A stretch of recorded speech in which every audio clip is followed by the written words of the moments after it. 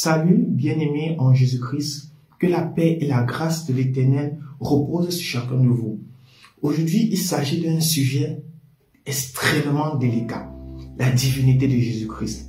Jésus-Christ est-il vraiment Dieu? C'est la question que plusieurs personnes se posent.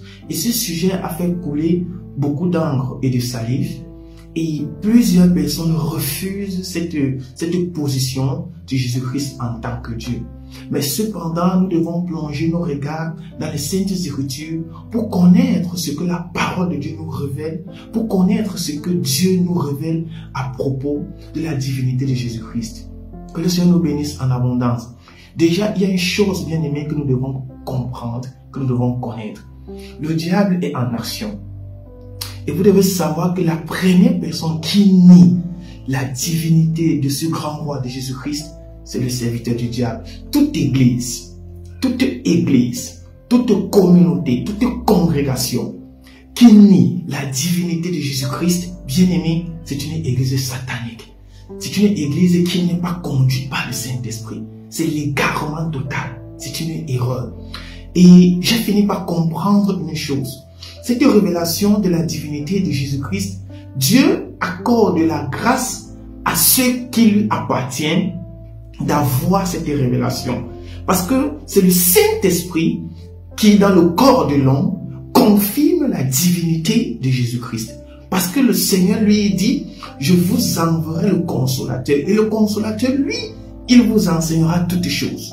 Le Consolateur ne vient pas contester Dieu, il ne vient pas contester Jésus-Christ ou encore les paroles de notre Seigneur. Non, le Consolateur, le Saint-Esprit, vient affirmer les paroles de notre Dieu.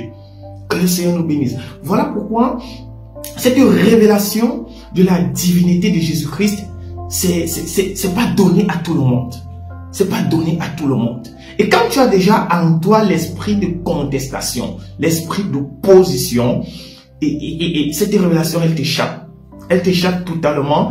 Pourquoi? Parce que en toi, il y a de l'élévation. Tu vois? C'est pourquoi, si vous avez suivi la vidéo sur le Saint-Esprit, il est important que chaque enfant de Dieu, chaque personne, soit conduit par le Saint-Esprit. Parce qu'avec le Saint-Esprit, tu comprendras beaucoup de choses. Le Seigneur te révélera les choses qui sont cachées à l'entendement humain. Il te fera voir des choses que l'homme ne peut point voir, que l'homme naturel ne peut point voir. Il te fera comprendre des choses que l'homme naturel ne peut point comprendre. Tu n'auras pas besoin d'aller à l'école de théologie ou dans une école de prophète pour comprendre les choses spirituelles. Parce que le Saint-Esprit te conduira et te permettra de comprendre beaucoup de choses, te permettra de comprendre même la pensée de Dieu dans certaines situations de la vie. Que le Seigneur nous bénisse en abondance. Déjà, parlant de ce thème, si nous revenons à ce dont nous étions en train de dire tout à l'heure, parlant de ce thème de la divinité de Jésus-Christ, il faut d'abord que nous mettions en exergue une chose, un point. La Trinité.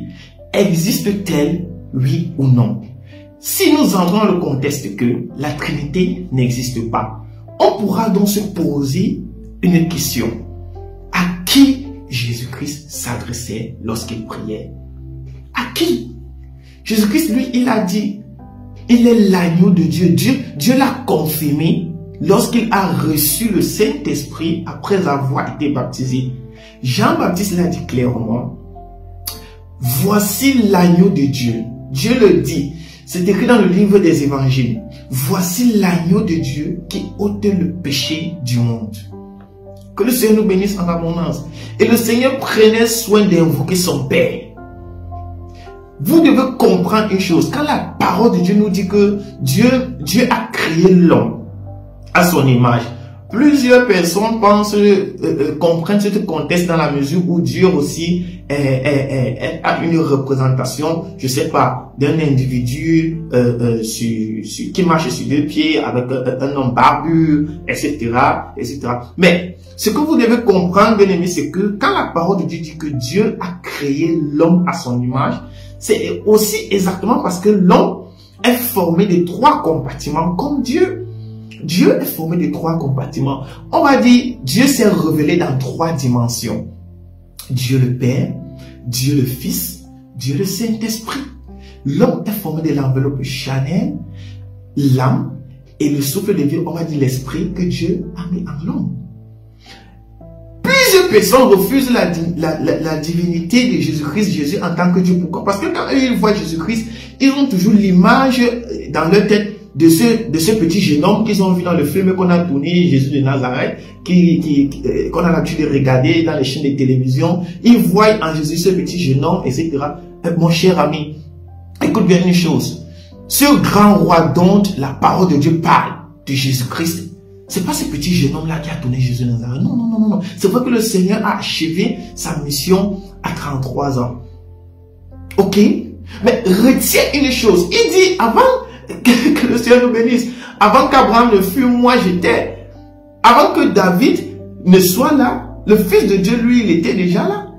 Dieu fut au commencement, Jésus-Christ fut au commencement. Que le Seigneur nous bénisse en abondance. Alors, nous allons directement tirer les ressources dans les Saintes Écritures pour que vous compreniez que Jésus-Christ est véritablement Dieu. Pour que vous le compreniez. Certaines personnes sur les réseaux sociaux, après avoir eu à suivre un enseignement dans ce même sens, ont taxé le prédicateur d'anathème. Il dit, homme de Dieu, vous avez dit des choses qui sont très intéressantes, mais à un moment donné, vous avez dit des choses anathème. Pourquoi il a dit des choses anathème? Parce qu'il a dit que Jésus-Christ est Dieu. Ce n'est pas anathème, c'est une vérité. C'est justement parce que tu ne comprends pas, Dieu ne t'a pas encore permis de comprendre cette chose, tu n'as pas encore reçu cette révélation, que tu te mets à contester la divinité de Jésus-Christ. Mais Jésus-Christ est Dieu. À la lumière des Saintes Écritures, tu dois comprendre cette chose. Que le Seigneur nous bénisse en abondance. Alors, quand le Seigneur lui-même, il dit, voici mon fils bien-aimé, en qui j'ai mis toute mon affection. C'est pourquoi vous comprenez qu'il y a Dieu le Père. Et il y a Dieu le Fils.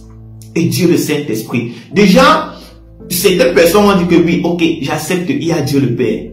Il y a Jésus-Christ, le Fils de Dieu. Il y a le Saint-Esprit. Mais pourquoi dis-tu que Jésus-Christ, qui est le Fils de Dieu, est Dieu?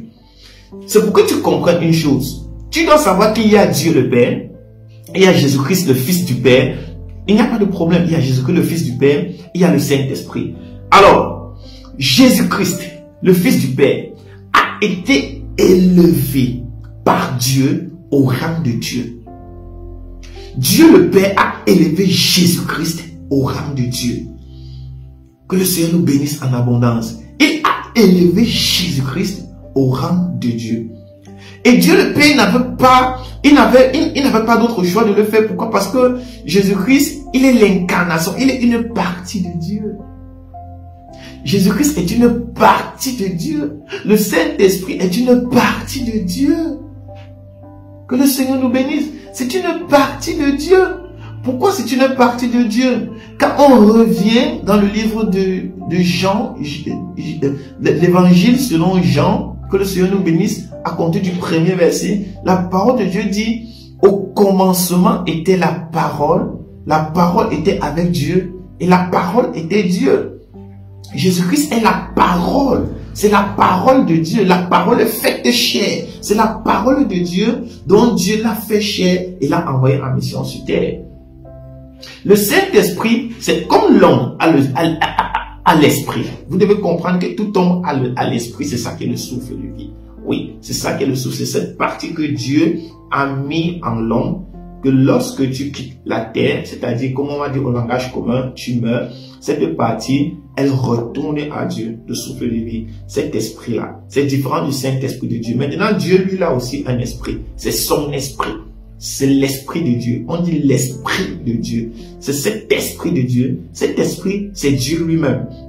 Il met maintenant dans le corps de tous ceux qui acceptent Jésus-Christ comme leur sauveur personnel. Et ce Saint-Esprit dans le corps du croyant atteste que ton nom est inscrit dans le livre de vie. Que le Seigneur nous bénisse en abondance. Alors, lorsqu'on revient même dans l'Ancien Testament, je vais lire le livre d'Ésaïe, chapitre 9, à compter du verset 5. Que le Seigneur nous bénisse. Suivons la lecture. Écoutons ce que le Seigneur dit. Car un enfant nous est né, un fils nous est donné, et la domination reposera sur son épaule. On l'appellera admirable, conseiller, Dieu puissant, Père éternel, Prince de la paix. On l'appellera admirable, conseiller, Dieu puissant, Prince de la paix. C'est le livre d'Ésaïe, chapitre 9, le verset 5. On l'appellera Prince de la paix, Dieu puissant. Que le Seigneur nous bénisse. C'est de Jésus-Christ. Un enfant nous est né. On l'appellera admirable, conseiller, Dieu puissant, Prince de la paix. Et c'est pas tout. Lorsqu'on revient dans le livre de Jérémie, les prophètes ont parlé de Jésus-Christ. Les prophètes ont parlé de Jésus-Christ en tant que Dieu. Ils ont annoncé. Et le Bible déclare qu'ils ont désiré. Ils ont désiré connaître ce moment. Ils ont désiré vivre ce moment. Ils l'ont salué de loin. Que le Seigneur nous bénisse. Si on vient dans le livre de Jérémie, Jérémie chapitre 23, le verset 5 au verset 6. On va lire, bien aimé. On va lire. Parce qu'il faudrait que tu comprennes. Jérémie chapitre 23, le verset 5 au verset 6. Voici, les jours viennent, dit l'Éternel, où je susciterai à David un germe juste. Il régnera en roi et prospérera. Il pratiquera la justice et l'équité dans le pays. En son temps, Juda sera sauvé. Israël aura la sécurité dans sa demeure. Et voici le nom dont on l'appellera. L'Éternel, notre justice. L'Éternel, notre justice. Que le Seigneur Dieu d'Israël te permette de comprendre ce message. Que Dieu ouvre ton entendement. Celui qui invoque Jésus-Christ dans sa vie fait bien. Il fait très bien. Celui qui confie sa vie en Jésus-Christ en tant que Dieu, il est sur la volonté de l'Éternel. Je n'exagérerai pas encore. Si je vous dis, bien aimé, que Dieu le Père, il a adoré le Fils. Dieu le Père a non seulement élevé le Fils au rang de Dieu, alléluia, mais il a été l'exemple fidèle en tant qu'adorateur du Fils. Dieu le Père a adoré le Fils. Tu auras l'impression que c'est bizarre, mais comprends bien ceci. Dieu le Père a adoré le Fils Jésus-Christ. Et il l'a fait pour montrer l'exemple à tous ceux qui voudraient refuser l'autorité de Jésus-Christ en tant que Dieu. Il a montré que moi, je suis l'exemple. Moi, j'appelle Jésus-Christ Dieu. Il a dit, Dieu, ton trône, ô Dieu, est éternel. Dieu le Père a dit cela à Jésus-Christ. Ton trône, ô Dieu, est éternel. Il a demandé aux anges de l'adorer, aux séraphins, aux archanges, à toute l'armée des cieux. Tous se sont prosternés devant le Seigneur l'Éternel, devant Jésus-Christ. Parce que Jésus-Christ a été élevé au rang de Dieu. Si seulement tu as le Saint-Esprit, où tu pouvais faire l'effort de rechercher ce Saint-Esprit, tu comprendras ce que le Seigneur est en train de nous parler actuellement. Jésus-Christ, dans son humilité, ne s'est pas regardé comme étant égal au Père, mais il a toujours vu le Père comme étant au-dessus de lui. Il a toujours vu le Père comme étant au-dessus de lui.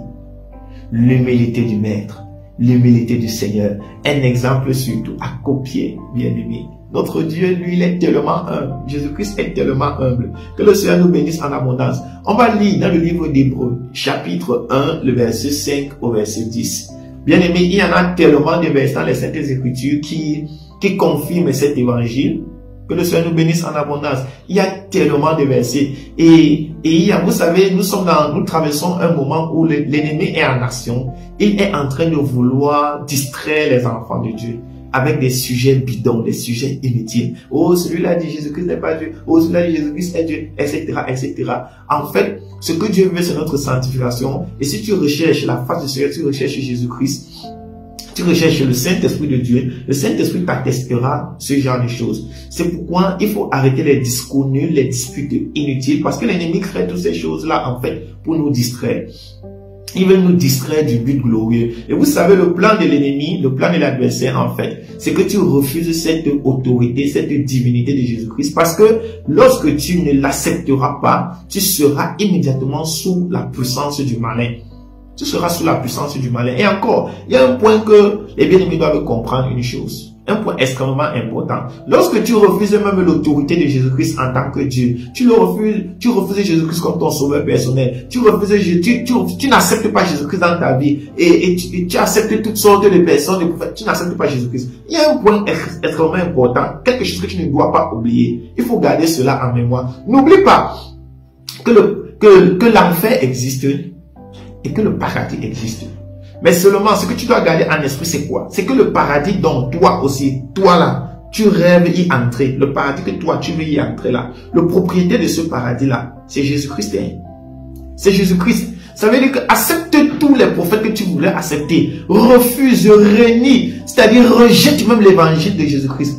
Quand tu vas finir ton pèlerinage sur cette terre, la personne devant qui tu vas te trouver pour rendre compte de ta vie sur cette terre, ça sera devant ce Jésus-Christ. Pourquoi? La Bible révèle que les noces ont été préparées pour le Fils. Le Fils, ne voulant pas se réjouir seul, a invité les va-nu-pieds, les personnes dont le monde ne faisait aucun cas pour venir aux noces du festin de l'agneau.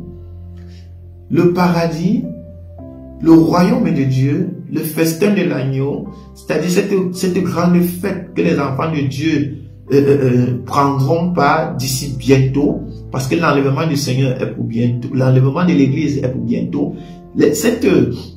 Ce banquet dont les enfants de Dieu prendront part, l'organisateur de ce banquet, c'est Jésus-Christ. Le propriétaire du royaume là, c'est Jésus-Christ. Donc, pendant que tu refuses son autorité et sa domination dans ta vie, sache une chose, tu te trouveras encore devant lui et c'est dans son royaume que toi là, tu rêves entrer. Parce que si on pose la question là, toi là, veux-tu aller au paradis ou en enfer, tu vas dire certainement que tu vas aller au paradis. Sache que le paradis là, le propriétaire de ce paradis, c'est Jésus-Christ. Parce que le Père lui a remis tout pouvoir. Il lui a remis les clés du royaume de Dieu. Il lui a remis. C'est le Seigneur lui-même qui sera à l'entrée pour contrôler ceux qui vont entrer et ceux qui ne vont pas entrer. C'est lui le patron de l'œuvre. C'est lui l'ordonnateur de toutes choses. C'est le commandant en chef de l'œuvre du Seigneur. C'est le commandant en chef de l'armée des cieux. Donc faisons très attention, ne nous laissons pas distraire par l'ennemi avec les blablabla, avec tout ce qu'il raconte, etc. Moi, je te conseille d'accepter Jésus-Christ dans ta vie, de te réconcilier avec Jésus-Christ et de l'accepter comme ton sauveur personnel, de l'accepter comme Dieu et d'accepter sa domination dans ta vie.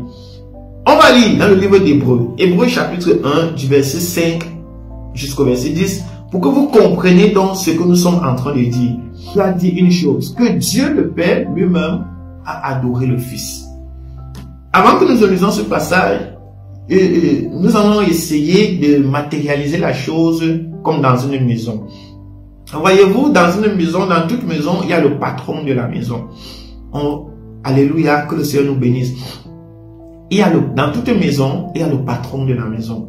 Imaginez-vous une situation selon laquelle le propriétaire de la maison remet toute l'autorité de la maison à un individu. Et fait de lui-même le propriétaire de la maison. C'est de ça qu'il s'agit. Toute l'autorité, toute la gloire, toute la puissance a été remise à Jésus-Christ. Au nom de Jésus-Christ, tout genou fléchira. Au nom de Jésus-Christ, les démons s'enfuient. Au nom de Jésus-Christ, l'armée de l'enfer tremble. Au nom de Jésus-Christ, même le diable en personne, il prend fuite. Au nom de Jésus-Christ, nous sommes plus que vainqueurs. C'est pourquoi celui qui invoque le nom de Jésus-Christ doit s'éloigner du péché. Il doit se garder des abominations de ce monde. Au nom de Jésus-Christ, nous sommes plus que vainqueurs. Hébreux chapitre 1, du verset 5 au verset 10. Écoutons bien la lecture, bien-aimés. Si tu as ta Bible, prends. Nous sommes en train de lire dans la Bible version Louis II. Louis II. Que le Seigneur nous bénisse. Ce n'est pas traduction du monde nouveau, etc. comme les Bibles réformées là d'ailleurs. Faisons très attention. Je te conseille d'acheter ta Bible version Louis II. Nous disons, à compter du verset 5, car auquel des anges Dieu a-t-il jamais dit, tu es mon fils, je t'ai engendré aujourd'hui. Et encore, je serai pour lui un père, et il sera pour moi mon fils. Et lorsqu'il introduit de nouveau dans le monde le premier-né, il dit que tous les anges de Dieu l'adorent. Que tous les anges de Dieu l'adorent. C'est Dieu qui dit cela. Hein? Et lorsqu'il introduit, il l'a émis pour qui? Pour Dieu. Lorsqu'il introduit de nouveau dans le monde le premier-né, il dit, Dieu dit que tous les anges de Dieu l'adorent. L'adoration est faite pour qui? Si ce n'est pour quelqu'un qui est aussi Dieu. Si tu dois individu, si tu demandes déjà qu'on t'adore, c'est un exemple terre à terre, ici à l'échelle humaine. Si toi, tu fais en sorte qu'on t'adore, alors tu es déjà en train de te faire passer pour un Dieu. Hein? Parce que ce n'est que Dieu qu'on adore. Et Dieu a dit aux anges d'adorer ce premier-né. Et ce premier-né, c'est Jésus-Christ. De plus, il dit des anges, celui qui fait de ses anges des vents et de ses serviteurs une flamme de feu. Mais il a dit au Fils, ton trône, ô Dieu, est éternel. Il a dit au Fils, ton trône, ô Dieu, est éternel. C'est Dieu. Tout à l'heure, quand nous avons dit, Dieu même a donné la gloire, a adoré, il a adoré le Fils. Comme pour servir de modèle, pour servir d'exemple, afin que tout le monde puisse suivre cet acte. Ton trône, ô Dieu, est éternel. Suivant. Mais il a dit au Fils, ton trône, ô Dieu, est éternel. Le sceptre de ton règne est un sceptre d'équité. Tu as aimé la justice et tu as haï l'iniquité. C'est pourquoi, ô Dieu, ton Dieu t'a oint d'une huile de joie au-dessus de tes égaux. Écoutons bien. C'est pourquoi, ô Dieu, ton Dieu t'a oint. C'est pourquoi, ô Dieu, ton Dieu t'a oint au-dessus de tes égaux. C'est pourquoi, ô Dieu, ton Dieu t'a oint d'une huile de joie au-dessus de tes égaux. Et encore, toi, Seigneur, tu as au commencement fondé la terre et les cieux sont l'ouvrage de tes mains.